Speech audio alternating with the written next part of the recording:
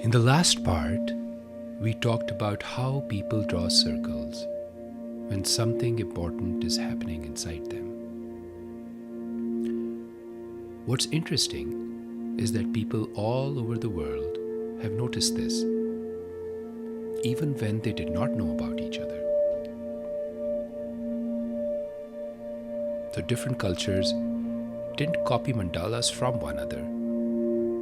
They discovered the same thing about being human, that when life circles something deeply, it often takes a circular form. When we focus on something, that point in the center has a circle around it. Today, we are not asking what these circles mean, we're just asking, what do these circles do? People everywhere have feelings, fears, hopes, questions. And when those feelings become big, human beings look for a way to hold them before trying to explain any of them. The circle is one of the oldest ways people have done that. For example, in Tibetan Buddhism, people make very detailed sand mandalas. They can take days or even weeks to complete, and then they're destroyed. The outer parts of these mandalas often show strong energies, challenges, or distractions. As you move inward, things become calmer and more focused. The center becomes a place of steadiness.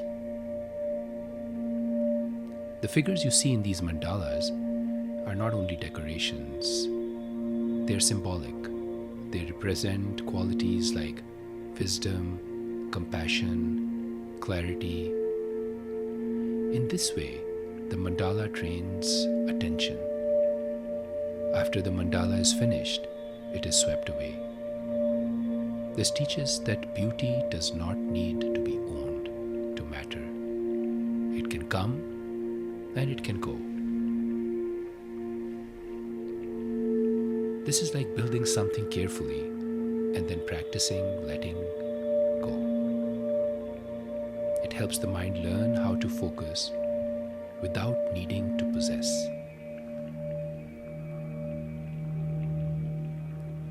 In Islamic and Sufic art, you often don't see images of people or animals. Instead, you see repeating patterns of geometry and symmetry. The intention isn't to capture God in an image. It is to point towards unity without turning anything into an idol. You could say beauty without trapping it. When patterns repeat, there is no single place for the eye to cling to. Attention keeps moving.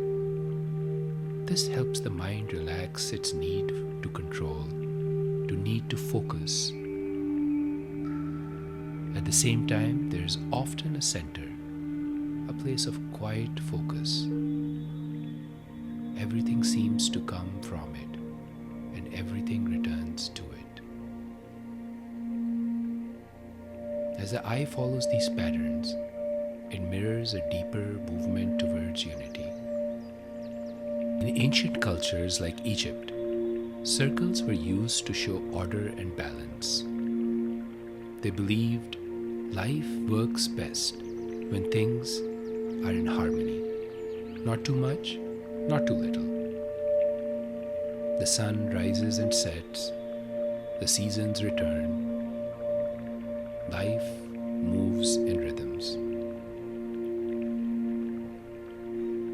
Circles help people feel that life was not random. There was a pattern they could trust. The circle became a way to feel that the world made sense, that anything that goes away might return again. Similarly, we see this in many other traditions too. For example, Native American medicine wheels. They reflect balance, seasons, directions. The Celtic knots, they show continuity and endless movement. The Hindu yantras, they use geometry to focus attention.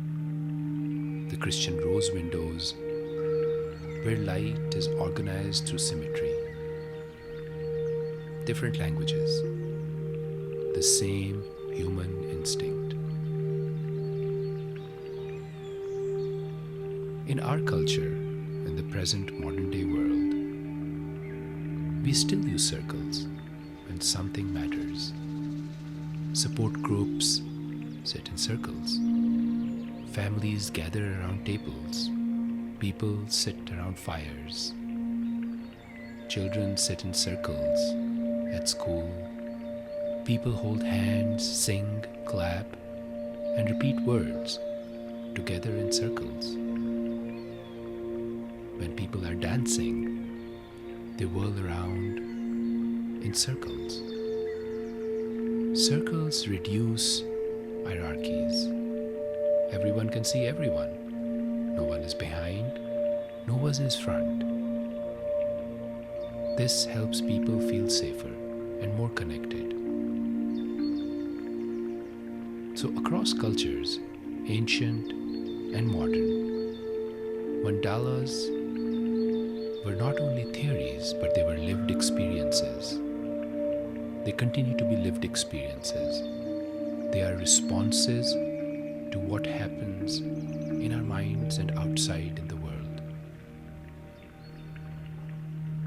Different traditions have responded to the same gravity of meaning. In the next section, we'll talk about what happens inside the mind when mandalas appear.